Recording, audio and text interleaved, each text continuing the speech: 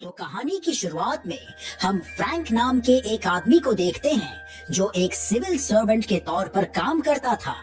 लेकिन उसकी health problems के चलते वो हमेशा परेशानी में रहता था, क्योंकि उसकी जिंदगी में उसकी देखभाल करने वाला कोई नहीं था। जहां अचानक एक दिन उसकी जिंदगी बदल जाती है जब उसे 4.5 मिलियन यूरोस की लॉटरी लगती है। वो उन पैसों का उपयोग कहाँ करे ये समझ नहीं आ रहा था। इसलिए एक दिन वो एक क्लब में आता है और वहाँ डैनियला नाम की एक बाजारू औरत को देखने लगता है। वो हमेशा से ही उसे पसंद करता था और दूर से उसे देखता था, लेकिन आज वो हिम्मत करके उसके सामने जाता है और उससे उसकी रोज की कमाई पूछता है। जहाँ फ्रैंक डैनियला को उसके साथ एक रात नहीं बल्कि 1 महीने के लिए रहने को कहता है, जिसके बदले वो उसे 1 लाख यूरो देगा। इतनी रकम डैनियला के लिए बहुत बड़ी थी, इसीलिए वो मान जाती है। लेकिन उसके साथ जाने से पहले वो उसके सामने कुछ कंडीशंस रखती है कि उसे किसी भी तरह का झगड़ा या मारपीट नहीं चाहिए। उसे कुछ पैसे एडवांस चाहिए और फ्रैंक को उसे इज्जत से रखना होगा। फ्रैंक उसकी सारी शर्तें मान जाता है और फिर वो उसे ले जाने लगता है। लेकिन जब वो फ्रैंक के अपार्टमेंट तक जा रहे थे तो सीढ़ियों में फ्रैंक की हालत खराब होने लगती है और वो गिर जाता है। दरअसल फ्रैंक एक दिल का मरीज था और डैनियला को देख के उसकी धड़कनें तेज हो गई। ये देख के डैनियला जल्दी से एक डॉक्टर को बुलाती है और जब वो फ्रैंक को चेक करता है तो झट से उसे पता चल जाता है कि उसे क्या हुआ है। डॉक्टर के जाने के बाद फ्रैंक और डैनियला वहाँ अकेले थे। डैनियला फ्रैंक के अपार्टमेंट को देखने लगती है जो उसे अपने घर जैसा ही लग रहा था। डैनियला इन सब चीजों से समझ गई थी कि उसे फ्रैंक की दिल की हालत का ध्यान रखना होगा और उन दोनों के बीच जो भी होगा वो धीरे धीरे और आराम से होगा। जिसके बाद काउच में डैनियला फ्रैंक को अपनी तरफ आकर्षित करने लगती है और उसे देख के फ्रैंक से रहा नहीं जाता और वो दोनों पहली बार इंटीमेट होते हैं। अगली सुबह जब फ्रैंक अपनी आंखें खोलता है तो डैनियला बिस्तर में नहीं थी। दरअसल डैनियला फ्रैंक को इम्प्रेस करना चाहती थी, इसीलिए वो उसके लिए नाश्ता बनाती है और फिर एक बीवी की तरह उसे ऑफिस जाने के लिए तैयार करती है। जहां डैनियला को पता था कि फ्रैंक के पास बहुत पैसा है, इसलिए वो उसे फिर आकर्षित करने लगती है और ऑफिस जाने से मना करती है। लेकिन यहाँ उन दोनों के बीच बहस हो जाती है जिसमें फिर फ्रैंक की तबीयत खराब होने लगती है।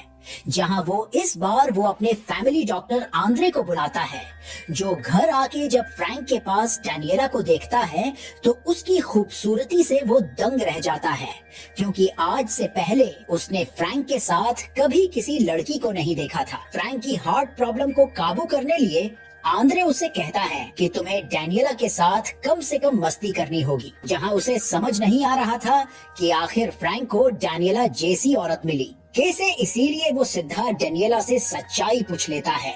जहां वो उसे बता देती है कि वो एक बाजारू औरत है, लेकिन अब वो फ्रैंक के साथ एक नई जिंदगी शुरू करना चाहती है।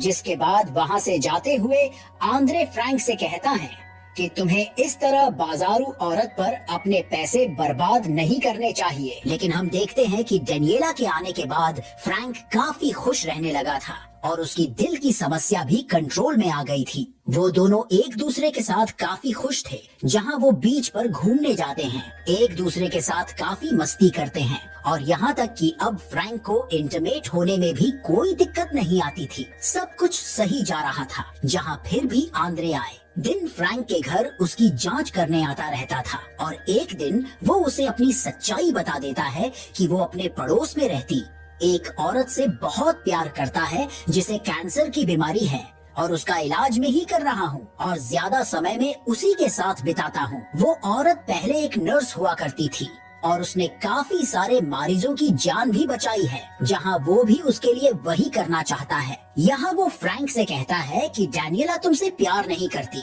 वो बस तुम्हारे साथ तुम्हारे पैसों के लिए है और जब पैसे खत्म हो जाएंगे तो वो भी चली जाएगी। जिसके बाद देर रात फ्रैंक आंद्रे को कॉल करता है क्योंकि डैनियला की तबीयत खराब हो रही थी और वो बार बार उल्टी कर रही थी। ये देख के आंद्रे वहाँ जाने लगता है और जब वो उस नर्स को बाय बोल रहा था तो हम देखते हैं कि वहाँ कोई नहीं था। वो नर्स बस आंद्रे की कल्पना थी। जिसके बाद वो फ्रैंक के घर आके डैनियला की अच्छे से जांच करता है, लेकिन जब वो डैनियला को बिना कपड़ों के देखता है तो उसकी धड़कनें बढ़ने लगती है और वही उसकी मौत हो जाती है। जिसके बाद जब फ्रैंक आंद्रे के अंतिम संस्कार में था तो यहाँ एक आदमी से उसे पता चलता है कि जिस नर्स की बात वो कर रहा था असल में उसकी मौत 5 साल पहले ही हो गई थी और वो उसे भूला नहीं पा रहा था।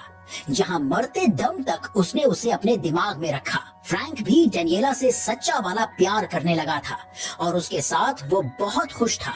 जहाँ उसकी बीमारी मानो गायब ही हो गई थी। फ्रैंक को इतना खुश देख के उसके कॉलीग्स को समझ नहीं आता कि आखिर मांजरा क्या है और ये सब देख के फ्रैंक भी उनको सच्चाई बताने का फैसला करता है।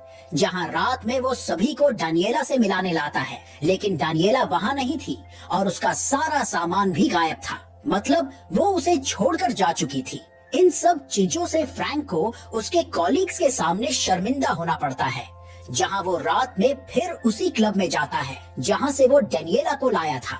वहाँ वो देखता है कि डैनियला वापस अपने पुराने काम में लग गई थी और वहाँ वो उसके एक ग्राहक के साथ थी। ये देख के फ्रैंक का दिल टूट जाता है और वो समझ जाता है कि डैनियला उसके साथ बस एक कॉन्ट्रैक्ट के तहत थी और अब वो वापस उसके पास कभी नहीं आएगी। जहाँ वो निराश होकर शराब पीने जाता है और वहाँ एक औरत को उसकी लॉटरी के बारे में बताने लगता है। जहाँ उसकी ये बातें वहाँ एक और बाजारू लड़की सुन लेती है और वो धीरे से फ्रैंक के पास आ जाती है। वो लड़की फ्रैंक से बिल्कुल उसी तरह बात कर रही थी जैसे शुरू में डैनियला उसके साथ करती थी।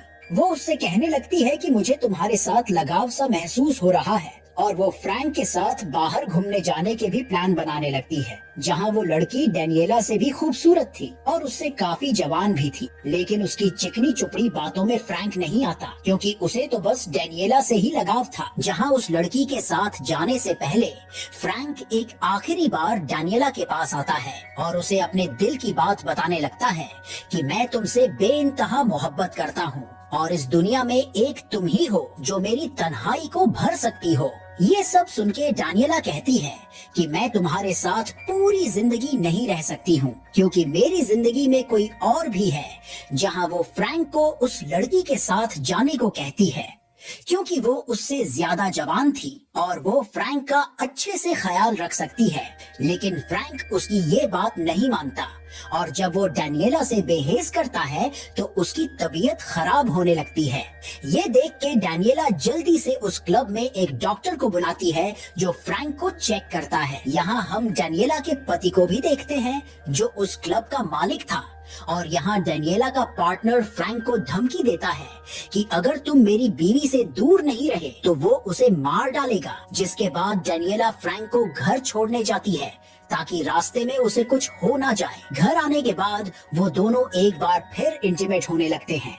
जहाँ डैनियला बहुत ज्यादा आवाज कर रही थी जिसके चलते उनके पड़ोस में रहती औरत को डिस्टर्ब हो रहा था। वो फ्रैंक का दरवाजा खटखटाती है और उनको थोड़ी कम आवाज करने को कहती है क्योंकि वो अपना काम नहीं कर पा रही थी। तभी डैनियला वहाँ आ जाती है और उस औरत पर गुस्सा करने लगती है। उसे देख के वो औरत फ्रैंक से कहती है कि वो तुमसे प्यार नहीं करती और जल्द ही तुम्हें छोड़कर चली जाएगी। ये बात फ्रैंक के दिमाग छप गई थी और जब वो डैनियला से सच्चाई पूछता है तो उसके पास इसका कोई जवाब नहीं था, लेकिन फिर भी वो उसे सच्चाई बता देती है कि हाँ मैं तुमसे प्यार नहीं करती। लेकिन उसे उसका केयरिंग बिहेवियर काफी अच्छा लगता है। जहाँ फ्रैंक डैनियला को अपना बनाना चाहता था और उसके लिए उसे डैनियला के पति के साथ एक डील करनी होगी।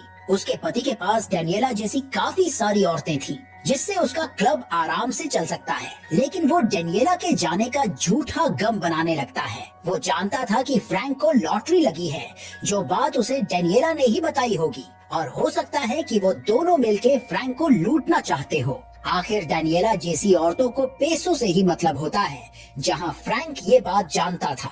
इसीलिए वो डैनियला को ना चुनते हुए अपने पैसों को चुनता है और ये सुन के डैनियला को बहुत बुरा लगता है क्योंकि उसे लगा कि वो उससे प्यार करता था। जिसके बाद वो अपने पति के साथ जाने लगती है, लेकिन उसे उसके साथ बिल्कुल भी अच्छा नहीं लगता क्योंकि डैनियला को अब केयरिंग और प्यार की आदत पड़ गई थी जो उसका पति उसे नहीं देता था। इन सब चीजों से उनके रिश्ते में दरार आ जाती है और उनमें झगड़ा हो जाता है। जहां परेशान होके उसका पति डेनियला को फ्रैंक के पास जाने की परमिशन दे देता है। जिसके बाद जब डेनियला फ्रैंक के अपार्टमेंट तक आती है तो देखती है कि फ्रैंक उसकी पड़ोसन के साथ था, जहां डेनियला इस बात को नजरअंदाज कर देती है और कहती है कि मैं भी तुमसे प्यार करने लगी हूँ और तुम्हारे साथ रहना चाहती हूँ। जहां जब फ्रैंक उसे सच्चाई बताता है कि मेरी कोई लॉटरी नहीं लगी थी, तो ये सुन के भी डेनियला उसके साथ रहने को कहती है और वो दोनों इंटीमेट होते हैं। जिसके बाद एक दिन उन्होंने अपने घर एक पार्टी रखी थी, जिसमें फ्रैंक के कॉलीग्स डेनियला को देख के दंग रह जाते हैं और उनको जलन होने लगती है। तभी उस पार्टी में डेनियला का पति भी आता है, जो डेनियला को दूसरे मर्द के साथ देख के अच्छा महसूस नहीं करता। तभी अचानक डेनियला कहीं गायब हो जाती है और सभी परेशान हो जाते हैं। लेकिन फ्रैंक देखता है कि डेनियला उसके एक कॉलीग के साथ वहाँ मस्ती कर रही थी। ये देख के वो समझ जाता है कि डेनियला एक बाजारू औरत है और हमेशा ही रहेगी, जहाँ उसने इस बात को अपना लिया था। और वो डेनियला के साथ खुशी खुशी रहने लगता है और इसी के साथ ये फिल्म यहीं पर खत्म हो जाती है।